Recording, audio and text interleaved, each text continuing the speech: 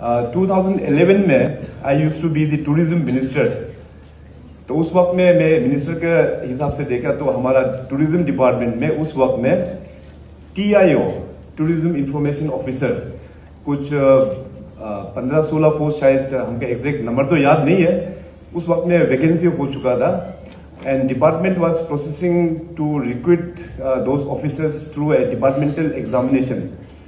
तो मैंने उसको रोक लगाया। मैंने कहा कि ऑफिसर्स जितने भी है it should be conducted by public service commission. तो उसमें पॉलिटिकल प्रेशर काफ़ी आया हमको, बहुत लोग ने प्रेशर दिया, अरुणाचल में ऐसे नहीं होता है, आपका डिपार्टमेंट एग्जाम करके ही ये सब रिक्रूटमेंट होता है, APCS में तो जो CEO DSP वगैरह ही जाता है बोल के। तो मैंने कहा कि रिफॉर्म होना चाहिए, हमारा युवाओं का बीच में एक हेल्दी कंपटीशन का एटमोसफियर हम लोगों को क्रिएट करना है। तो तब जाके हमारा इंटरवेंशन के कारण से वो पोस्ट जो है पब्लिक सर्विस कमीशन में चला गया और पहली बार टूरिज्म डिपार्टमेंट से हमने शुरू किया कि अपना ऑफिसर्स को डायरेक्टली पब्लिक सर्विस कमीशन से रिक्रूटमेंट करने का। और तब हमने उस वक्त की जो सरकार था उसको हमने रिकमेंड किया था कि जो रिक्रूटमेंट प्रोसेस को हमको स्ट्रीमलाइन करना है।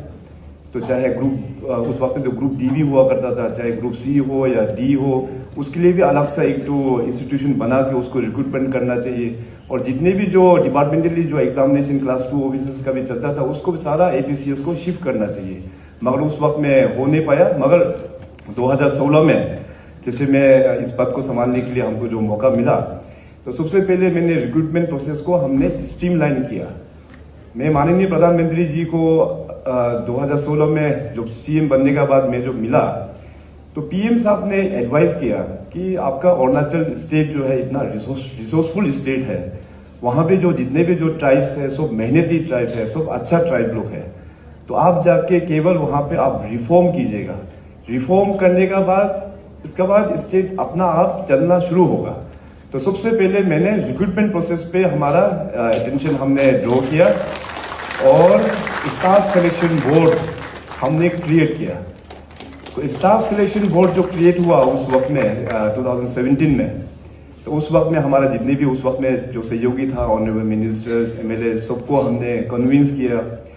स्टाफ सिलेक्शन बोर्ड तो एक एग्जीक्यूटिव ऑर्डर से भी हम चाहते तो क्रिएट कर सकता था, मगर हमें पता था कि अभी सरकार है, गवर्नमेंट जो डेमोक्रेसी सिस्टम में कोई सरकार आएगा, कोई सरकार दूसरा लोग बनेगा, but this process should remain. इसलिए हमने उसको एक एक्ट के तौर पे असेंबली में लेके गया और असेंबली से मैंडेट करके वहां से एक्ट ऑफ असेंबली से स्टाफ सिलेक्शन बोर्ड का क्रिएशन हुआ।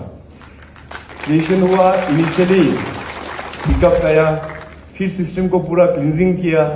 आज देखिए स्टाफ सिलेक्शन बोर्ड जो एक ISO सर्टिफाइड एक ऑर्गेनाइजेशन है, इतना बढ़िया से स्टाफ सिलेक्शन बोर्ड का रिक्रूटमेंट भी होता है।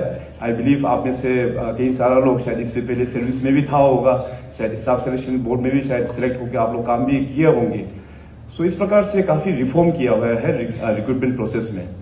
बाद में देखा तो 2020 या 2021 में जब पब्लिक सर्विस कमीशन में जब ये घोटाला हुआ, जब ये इंसिडेंट हुआ, तब जाके फिर हमारा अटेंशन जो है पब्लिक सर्विस कमीशन के ऊपर में पड़ा।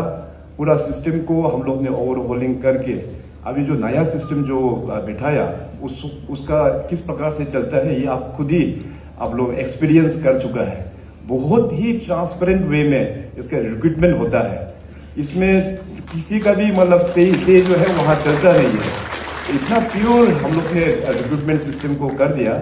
आज देखिए अरुणाचल प्रदेश में सभी जो फैमिलीज लोग हैं, सभी यंगस्टर्स लोग हैं, वो काफ़ी खुश है।